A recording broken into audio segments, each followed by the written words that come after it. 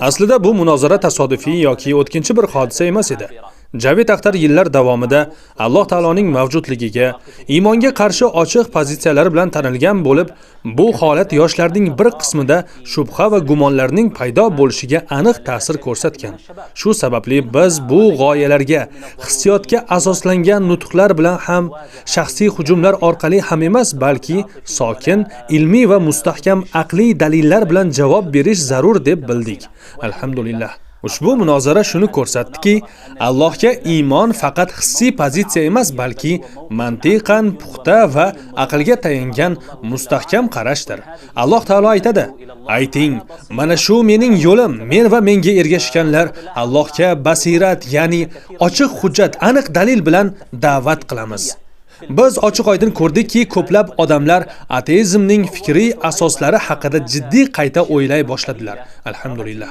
Shuningdek, oz sonli bir guruh meni asossiz aqidaviy ayblar bilan aybladi. Go'yoki men Alloh taoloning ulug'ligini, ulug'iyatini inkor qilgan emishman yoki uning sifatlari yaratilgan degan emishman.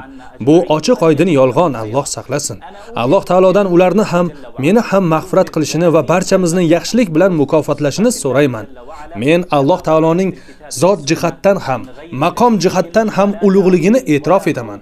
Allohning sifatlari Qur'on va sunnatda qanday kelgan bo'lsa, o'xshatishsiz, inkor qilmasdan va qandayligiga kirishmasdan ahli sunna val jamoa manhaji asosida isbotlayman. Biz juda aniq ta'kidlashni istaymiz. Bizda rasmiy raqamlar yoki ishonchli statistik ma'lumotlar yo'q.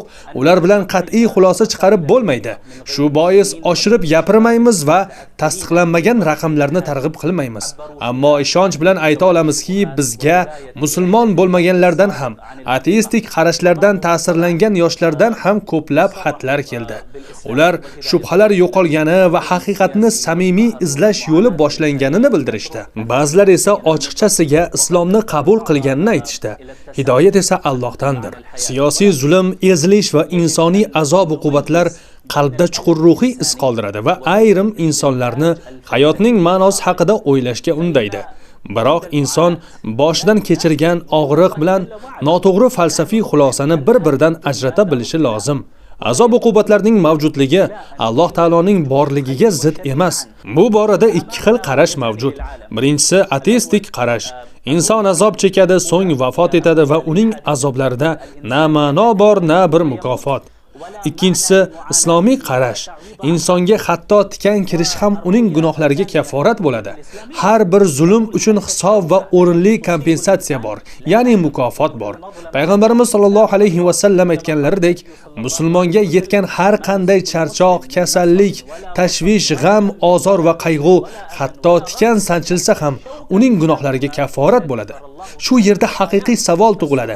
Qaysi qarash inson azob uqubatini chinakam jiddiy qabul qiladi?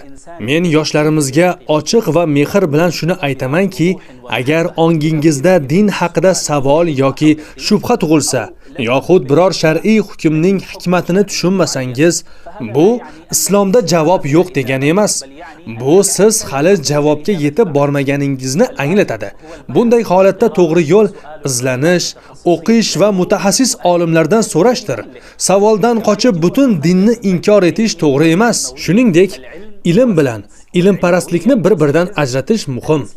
Ilm bu fan va o'rganishdir. Ilmparastlik esa fan va tajribani yagona haqiqat manbai deb bilish.